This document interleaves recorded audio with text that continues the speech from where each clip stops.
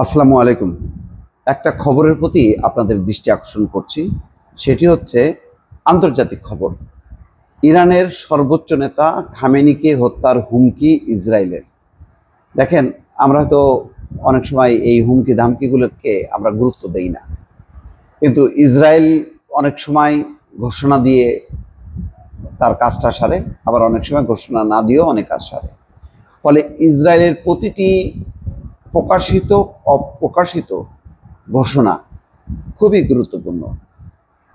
Israel জানে যে শেষ পর্যন্ত আয়াতুল্লাহ আলী খামেনি ইরানের সর্বোচ্চ ধর্মীয় নেতা। তার নেতৃত্বে ইরান কিন্তু কিছুদিন আগের যে 12 দিনের যুদ্ধ, সেই যুদ্ধে যথেষ্ট পরিমাণ প্রথম ধাক্কায় তারা কুপকাত হলেও পরে ঘুরে দাঁড়িয়ে কিন্তু পাল্টা আঘাত করে। শেষ পর্যন্ত মার্কিন যুক্তরাষ্ট্রকে 125টা যুদ্ধবিমান নিয়ে ইরানে এসে বোমা ফেলতে হলো। তাহলে বোঝেন, তার মানে ইসরায়েল কিন্তু ধরাশায়ী হলো। এবং যেভাবে ক্ষেপণাস্ত্র তেল আবিব সহ মানে সকল ইসরায়েলের যতগুলো শহর আছে সমস্ত শহরগুলোতে যেভাবে ছুটছিল এবং তাদের টার্গেটেড এই হামলায় তাদের সামরিক স্থাপনা, বেসামরিক স্থাপনা যেভাবে ধ্বংস হচ্ছিল, তাতে কিন্তু আতঙ্কিত হয়ে যাচ্ছিল। এই কারণেই তড়িঘড়ি করে যুদ্ধবিরতি দেয়। এখন তারা জানে যে এতগুলো মানুষকে হত্যা করার পরেও যেহেতু আয়াতুল্লাহ আলী খামেনিকে তারা প্রথম টার্গেটের মধ্যে রাখেনি, চিন্তা করছে যে তাকে একদম নিঃসঙ্গ করে ফেলবে, মানে তার ডালপালা ছিটে ফেললে খামেনি আত্মসমর্পণ করবে বা বলবে যে যথেষ্ট হয়েছে, আমরা এখন আন্তর্জাতিক ভাবে মানে মধ্যস্থতা করে এই যুদ্ধ থেকে বেরোতে চাই। কিন্তু না, তারা কিন্তু চালায় গেছে। শুধু তাই না, যখন কি পারমাণবিক স্থাপনায় হামলা চালাইছে, তখন প্রতীকী হলেও মধ্যপ্রাচ্যে যে সমস্ত সামরিক স্থাপনা আছে মার্কিন যুক্তরাষ্ট্রের, সেখানেও কিন্তু হামলা চালাইছে। তারপরে যুদ্ধের অবসান ঘটে। ফলে ইরান একেবারে মানে খুব সহজ বিষয় তা না। হরমুজ প্রণালীতে কয়েকদিন আগে যখন কি মার্কিন জাহাজ যাচ্ছিল, সেটাকে হেলিকপ্টার থেকে হুমকি দেয়, ইরানের হেলিকপ্টার থেকে। তখন গতিপথ পরিবর্তন করতে বাধ্য হয় তারা।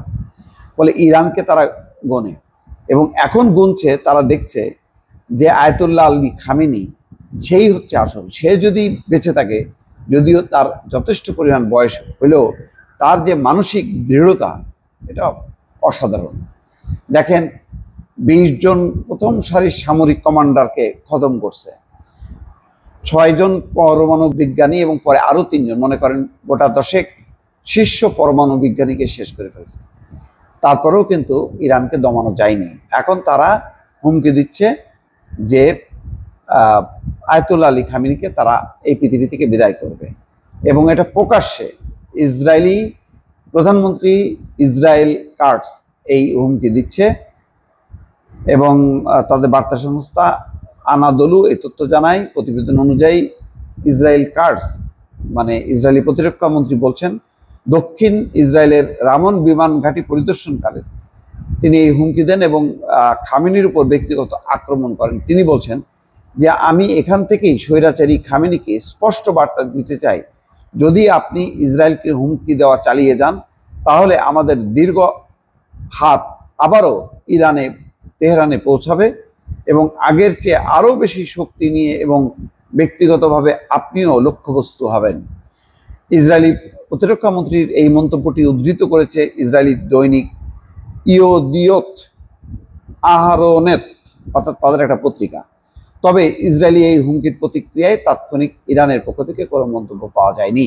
মন্তব্য পাওয়া না গেলেও তারা জানে যে তারা তো আসলে এটাই চায়। এবং খামেনিকে যদি ইরানের অগোচরে টার্গেট করতো, তাহলে ইরানের কিছু করার থাকতো না। কিন্তু বলা হচ্ছে যে ডোনাল্ড ট্রাম্প নাকি এই পুরো পরিকল্পনার মধ্যে ওই খামেনিকে বাদ রাখতে বলছে। সেই কারণে প্রথম দফায় খামেনি ছাড় পাইছে বা প্রাণ রক্ষা পাইছে। এরপর আয়াতুল্লাহ আলী খামেনি এত বেশি নিজে নিরাপত্তা ব্যবস্থা জোরদার করে যে তার সাথে যোগাযোগটা প্রায় দূর হয়ে উঠছিল।